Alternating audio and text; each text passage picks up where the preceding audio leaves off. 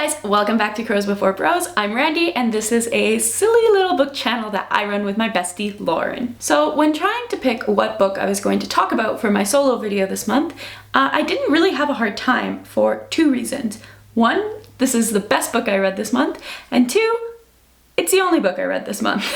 Getting back into the school year and just like the kind of busyness that comes in the fall has really slowed down my reading, and that's okay because I did genuinely super love this book. My average for books that I've read this year is a rating of 3.6, so it was really nice to pick up one that I really enjoyed and really sat with me well. And of course this book is by one of my favorite authors. With The Fragile Threads of Power coming out later this month, I was really wanting to dig into some of V. Schwab's catalog. I'm a little on the fence on if I'm going to read Threads of Power right away, because if I can't finish a whole series, I forget everything that happens in between. So I'm trying to decide if I'm gonna read it right away or not, but my solution for right now is to pick up Vicious by V.E. Schwab. So I know Victoria says that her books are all written for different crowds, which as somebody who's read a decent amount of V.E. Schwab, I totally understand. None of the books or series feel the same. They all feel like they're written for different people or different purposes or different times.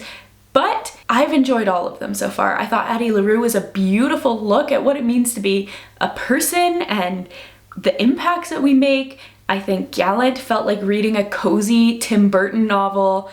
A Darker Shade of Magic is one of the best trilogies I may have ever read. I love those characters and their found family. The Near Witch has some of the most haunting scenes I've ever read. For me at least, V. Schwab has not disappointed. Not that all of those books were a 5-star, but all of them are books that I really enjoyed and would definitely pick up again. She has a particular gritty, juicy writing style that just always speaks to me. I can't really think of anything that she could write about that I would shy away from. And so with this affection, I picked up Vicious and I was not disappointed for a moment. This review will be spoiler free because I want you guys to go read it, but I am going to give some content warnings here because there are some that are really prevalent to this story. Largely a big warning for suicide, suicidal ideation, self-harm, which play a pretty big role in the mechanics of this story. Additionally, I will be briefly mentioning some of those things in light detail in this video. So let's talk about it. Vicious is a magical realism, urban fantasy novel that clocks in at 366 pages.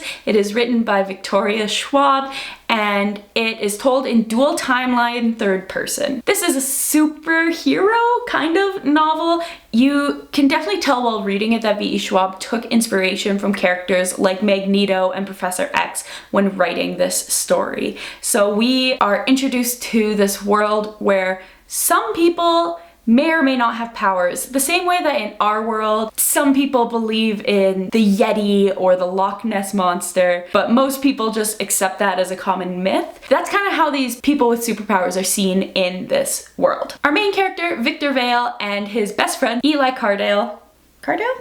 Oh, I never noticed that their names rhyme. That's so cute. Aw. Victor Vale and his best friend slash roomie, Eli Cardale, decide to study what circumstances might lead to somebody gaining these powers, with the idea that a superhero can either be born that way or a circumstance can make them that way. If we're looking at that second option, how? What circumstances?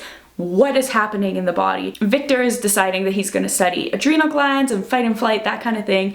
Eli's specifically looking for EOs or extraordinaries. And right from the beginning, you feel such a tangible tension between these two characters. It's very clear to the reader that Victor both deeply admires and holds such an intense jealousy towards everything Eli does. This kind of tension is what I wanted from The Secret History, where you can't actually tell if these people like each other or if they just want to be each other. Eli figures out through research in people who claim that they have these powers that most of them had a precipitating factor of a very traumatic near-death experience that they somehow survived, and then they got powers after that. Victor becomes really invested and adds in his own knowledge on adrenal functioning to explore some fight or flight options that might feed into the body's response, and volunteers himself to undergo a near-death experience to see if he can gain these powers. So obviously this is where the more suicide, self-harm aspects of the story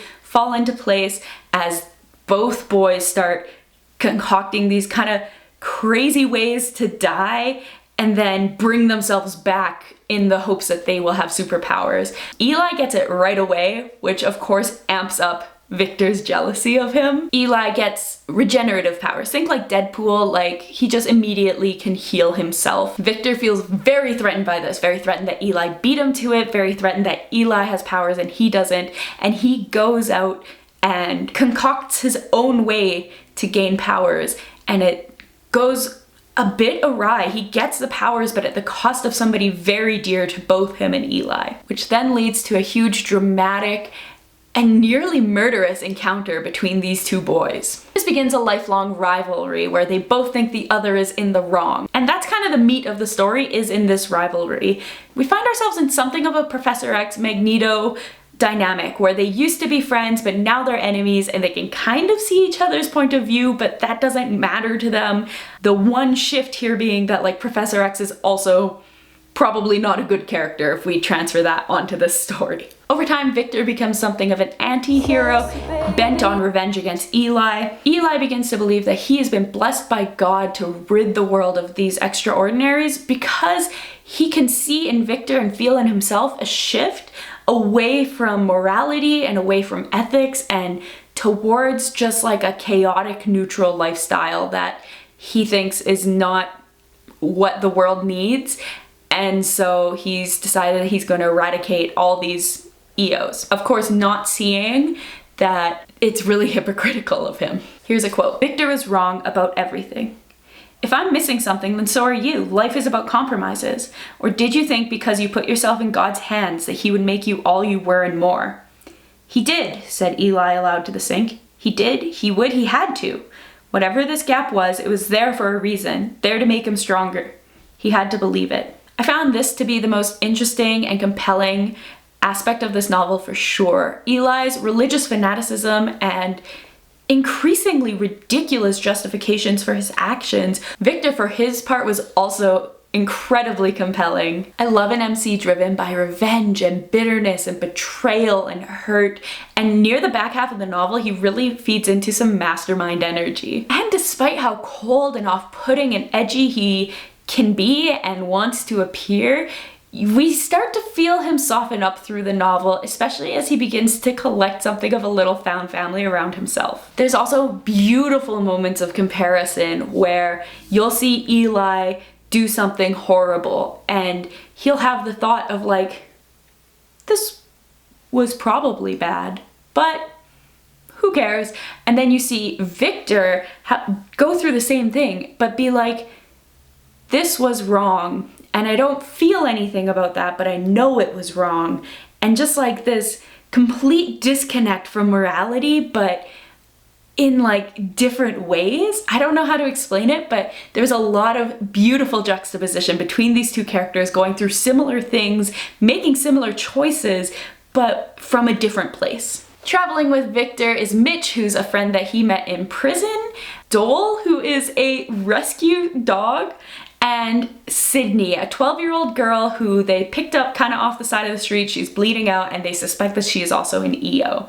And this kind of creates this little found family around Victor, which is always my favorite. I love a found family so much. Eli also picks up a sidekick of sorts who has a very interesting and unique power that really leads the reader to wonder who is in charge of this dynamic, because it just feels like a power struggle. Again, this story is told in dual timelines, so we follow 10 years ago when Eli and Victor are exploring the possibilities of EOs and eventually getting their own powers, and 10 years later where Eli is trying to pose himself as a superhero, Victor has escaped from jail, and they are out to get each other. I'm not always a fan of dual timeline, but I do think it was the way to go here because it puts this 10 years ago so close to the current that it feels like it's such a fresh wound.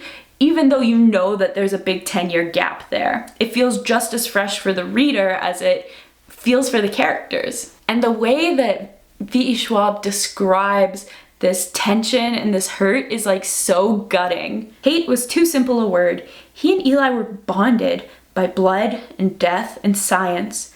They were alike, more so now than ever. And he missed Eli. He wanted to see him. And he wanted to see him suffer.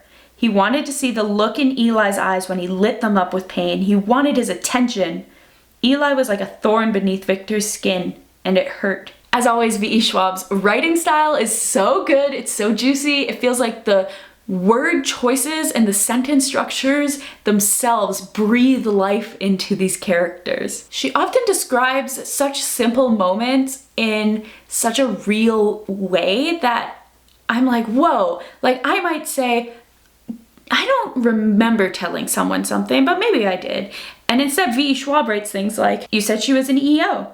Had she? Had that been one of those confessions murmured in half sleep?